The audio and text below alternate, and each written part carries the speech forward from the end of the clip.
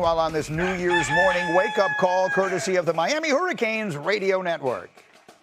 Handoff, round, driving, round, into the end zone, touchdown, touchdown Miami. There's a hurricane party in Arlington. And Marty Brown makes the Buckeyes go boo-hoo-hoo.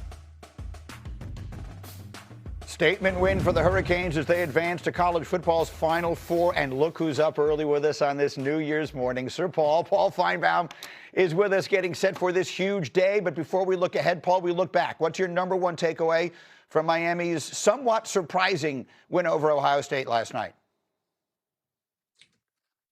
Greeny, I was shocked how Miami bullied Ohio State. We really haven't seen that all year. We saw, them struggle against Indiana, but I think we just got a false sense of security about Ohio State starting back with that game against Arch Manning in Texas, because they were so dominant and then they really were not challenged again.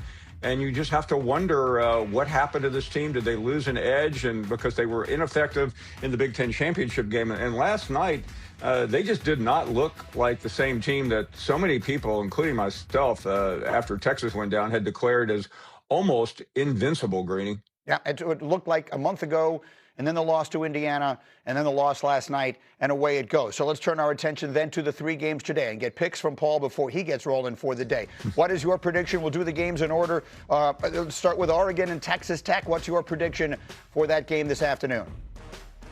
I'm keeping my eye on Dante Moore because I think he is so dynamic. Now, he needs to get protected. Obviously, Texas Tech is a ferocious defense. But if he can be protected, and Indiana just destroyed him, if you remember a couple of months ago, he was sacked, he was intercepted. If that line can hold on, I think Texas Tech is going to get stymied, and I like Oregon to win this game. Once again, Oregon has played in this playoff, and the break there for Texas Tech maybe not working in their favor. The night game tonight, Ole Miss and Georgia, right in your backyard there, obviously an SEC game. Who do you like? Yeah, it's all about somebody who's not going to be on the field, but he will be in a luxury box, and that's Lane Kiffin. What effect does Lane Kiffin being gone from this team? You really couldn't tell it, Greeny, against Tulane because that was such an easy matchup for them, but this is much more difficult. Kiffin played a big factor when Georgia went down, but I think the difference is going to be no Lane Kiffin. Charlie Weiss Jr. is a good offensive coordinator, but he's not Lane Kiffin. And then in the middle, the granddaddy of them all at the Rose Bowl, it's Bama and Indiana. What's your prediction? Yeah, I may be the only person who still believes in the Crimson Tide, and I know what everybody has said, and I agree. They were missing in action for 5 quarters, but I feel like they're going to be back today. And I wonder if we didn't see a preview last night. Is this layoff going to affect Indiana? It certainly may have affected Ohio State, and I think it's going to be a factor today as the Tide ekes out a victory. We've talked about that already briefly this morning, and we'll spend some more time on it. Again, the 25 days between games for these teams. Joey, you're there in Los Angeles. You were telling us yesterday that the Indiana fans are everywhere. Now we have reached game day. If Alabama is going to pull what would be a fairly substantial upset today, in your view, how would they do it? Well, number one, it's still raining. It was raining all day yesterday. It is raining really hard right now. So the weather could very well be a factor in this game. It's pretty crazy out here, the amount of time that it's been raining. The field is tarped, and we're hoping that it stops before game time, but who knows. But when you're looking at Alabama, and we keep saying they need to run the ball, it's just not them. I think Ty Simpson needs to get comfortable. Sort of like Carson Beck did in the game against Ohio State. If Ty Simpson can get comfortable, start making the plays to move the chains, not carry the team, not these huge plays, just make plays to move the chains early in the game. I think that Alabama has a chance. We know Indiana's excited to be here. We know Indiana's had a tremendous season. Every step of the way for them is something new, and they were excited to be in this game. Alabama's used to these situations. They have to take that pressure, bring their defense, and get some key stops and just get Ty Simpson rolling. Yeah, Ty Simpson, I think, is the key to this game. I've had many people say that, with Mendoza on one side and then Jordan Rogers, Ty Simpson on the other. You've got tape. What's the biggest challenge for him this afternoon? Yeah, it's when to be aggressive and when to, like Joey said, just get the ball out of your hands and make the easy throw, because they're going to have Ty Simpson make chunk plays to win this game. And here's a great example against Oklahoma. They're going to bring an all-out pressure. They're bringing the safety from the third level here.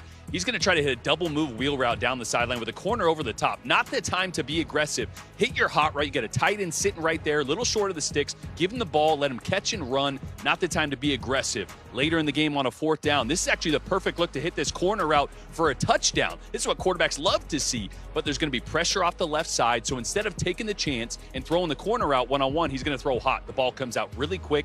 The guy doesn't have a chance to get to him, the pressure guy, and he actually ends up having a touchdown because Latsier Brooks makes somebody miss and gets in the end zone. Now, when the look is perfect and you have a 4-man rush and Indiana's not pressuring you, this is when Ty has to be aggressive. This is the right moment. 4-man rush, they roll to 1 high. You have a deep corner route to the left side in one-on-one coverage. Exactly what you want to see. This is when you can hold on to the football. This is when you can be a little bit greedy, and that's what he did later in the game against Oklahoma. This is going to have to be the Ty Simpson today against Indiana. This passing game accounts for 71% of their offense. By far more than any other playoff team, they depend on the pass. They're not going to magically start running the football. Don't care if it's raining. Can Ty Simpson get the ball out of his hands quickly when they're pressuring? Because they will. And then hold on to the ball and hit those chunk plays when it's advantageous for him to do so. That'll be the biggest part of this game. The great things about this college football playoff is that, I mean, Paul and I are old enough to remember that for 100 years in this sport, they would play the bowl games, and then the AP and UPI would decide who the champion was, and we'd say, boy, I wonder what would happen if Ty Simpson got to play against Indiana's defense. Now we're actually going to find it out. Harry, what's your preview today? Well, I would say when I'm looking at Indiana, I think a lot of people are underestimating them. They're one of the most balanced football teams in the country. They can run it. They have a 2-headed monster or 3-headed monster in the backfield. I like the 3 wide receivers that they have as well. Charlie Becker's a guy that stepped up in the Big Ten championship game when Omar Cooper Jr. was out. But I think when you look at this defense, the way they have been able to get takeaways in which they're top 10 in the country right now, sack the quarterback, top 10 in the country. There are 3 linebackers. When you look at Hardy, Aiden Fisher, and Isaiah Jones, those 3 guys are going to be key in this matchup. Joey, I have to let you get set for College Game Day. I'll give you the final word on today's action. What are you looking forward to most? Well, I thought I felt pretty good about Indiana winning. I thought I felt pretty good about Georgia winning. I thought I felt pretty good about Texas Tech winning. But then Ohio State losing. Now we're 0 for 5 in teams that have had the bye. I don't know how I feel. I don't know how I feel now. I'm going to stick with the games I picked already. I think that Indiana gets a win. I think that Texas Tech gets a win, and I think Georgia gets a win. But boy, I don't feel good about it. All right, Joey Galloway, good enough again. Back-to-back days to get up super early with full days ahead of you. And this is what Joey has to look forward to. It is raining in Pasadena. Here's a look at the road.